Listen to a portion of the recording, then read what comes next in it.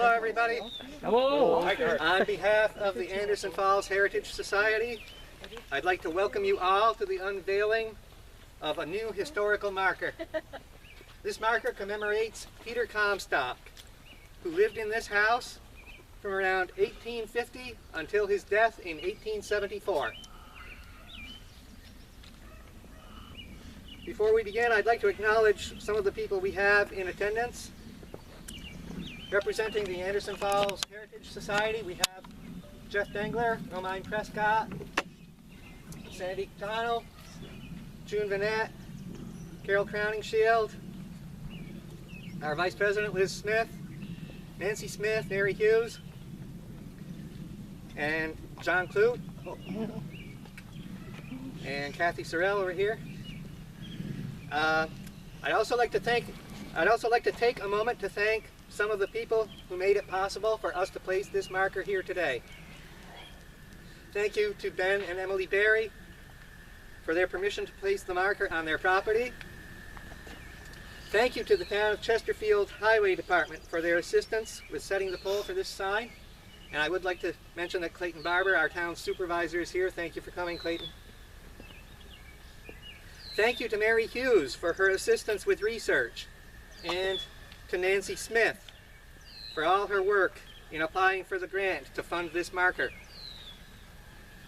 Thank you especially to the William G. Pomeroy Foundation for their philanthropy in providing the grant that made this marker possible. The Pomeroy Foundation was unable to send a representative to be here this morning, but they did send a letter which they have asked us to read. Our Vice President, Liz Smith, will read the letter from the Pomeroy Foundation.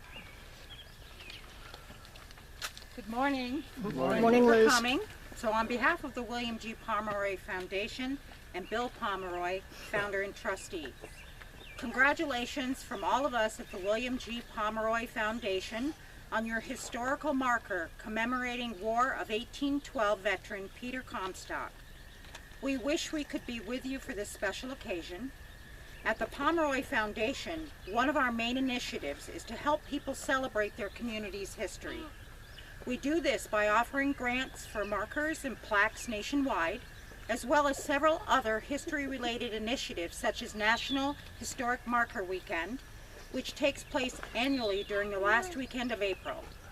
Markers help educate the public, encourage pride of place, and promote cultural and historic tourism. How did our mission come about? I have been passionate about history since my childhood. I have fond memories of riding in the car with my father, who was a traveling salesman, and seeing historical markers that we would stop for and read together. In 2005, I established the Pomeroy Foundation and made funding markers a priority among our first initiatives. I had learned that New York State had stopped funding its marker program decades ago and had left it to communities to raise funds on their own. This was the impetus for the Pomeroy Foundation's first marker grant program, which was created to fill that gap in funding. It later became the springboard for several more grant programs with a variety of themes, including our food-themed marker program, Hungry for History. With this Pomeroy marker, you recognize Peter Comstock and his contributions as a veteran, business owner, and builder of the Cumberland Head lighthouse. We extend our appreciation to the Anderson Falls Heritage Society and those who were involved with this important occasion. We know this Pomeroy marker will help ensure your local history will be remembered for generations to come. Thank you and congratulations.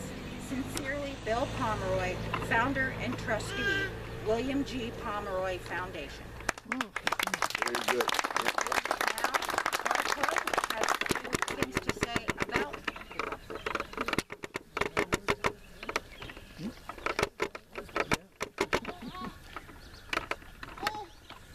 If I had to describe Peter Comstock in one word, it would probably be driven. He persevered when the odds were against him. He worked hard, and he never gave up. Peter Comstock was born February 11th, 1796, in Egremont, Massachusetts. He was one of 13 children. When he was an infant, his family moved to Fort Anne, New York. His father died when he was 8. He had no formal education. During the War of 1812, he went to work driving a team and carrying provisions for the army, and served briefly as a soldier. He accumulated a few $100s, built a home, and married his first wife, Lucy Jackson, in 1817. They had 5 children. In 1822, Peter Comstock bought a load of lumber and started to Albany with it on a raft. The raft was swept away by an overflow, leaving him with only $5. He probably couldn't wait to get home after a trip like that. So imagine how he must have felt when he got there, only to find out that while he was gone, his house had burned down. Fortunately, his family was all right. He sold his land, and then he bought some land on the line of the projected Champlain Canal. This became the center of his business operations and came to be known as Comstock's Landing. His fortunes picked up from this point forward. Some of his business activities were as follows. He opened a tavern. He was a contractor for a section of the Champlain Canal. He operated a line of boats on the Champlain Canal. He operated a line of stagecoaches. He built the Cumberland Head lighthouse. He operated the Cumberland Hotel in Plattsburgh. And he became extensively involved in the lumber and iron businesses on the Saranac and Au Sable rivers. Lucy, his first wife, died in 1836. He married his second wife, Eliza Brewster, in 1839, and they had 3 children. He began spending summers in Port Kent in 1843. He moved into this house sometime around 1850 and made many alterations to it. By this time, he was also involved with transportation on Lake Champlain. He owned lumber mills at various points, including Rome and Franklin Falls, and he had the lumber teamed to Port Kent, from which it was shipped south by canal boat.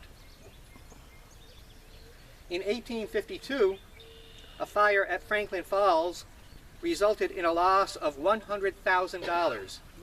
That's approximately $3.8 million in today's money. This fire occurred in May. By October, he had rebuilt a mill, hotel, and store at a cost of $30,000, which would be about $1.2 million today. And he was ready to resume business in Franklin Falls. Peter Comstock eventually came to be known as a Napoleon in business.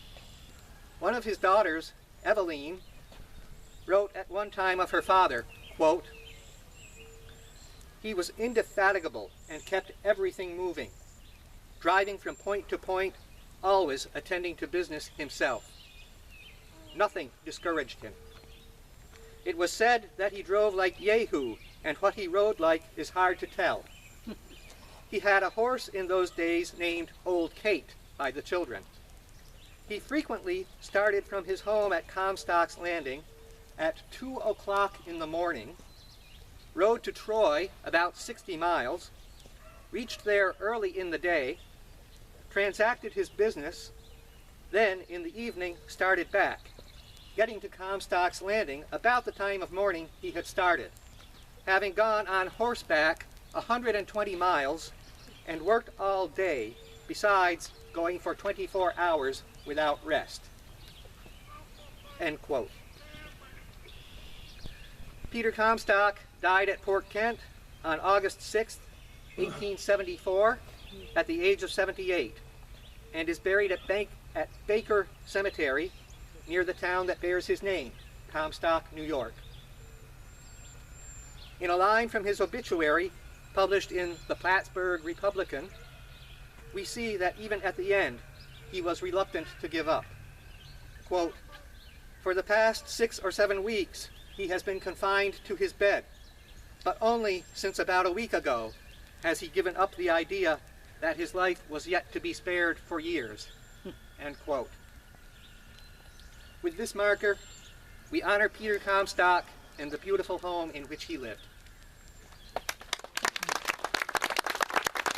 And now, I'll ask Ben and Emily to come up and please do the unveiling. Are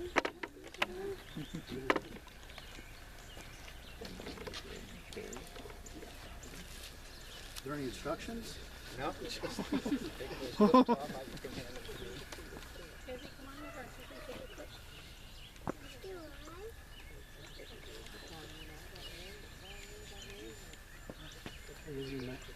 Pull this out.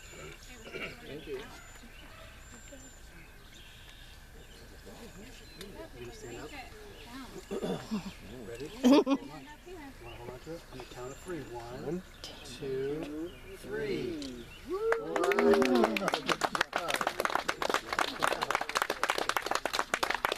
Wow. Thank you all for coming. Thank you. Bravo.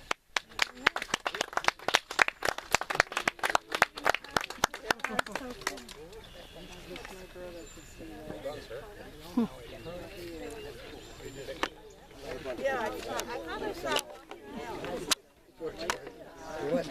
We love those happy notes.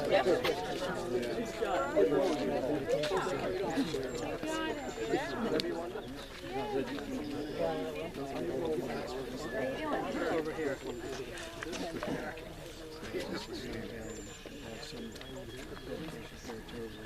Oh, you're walking down.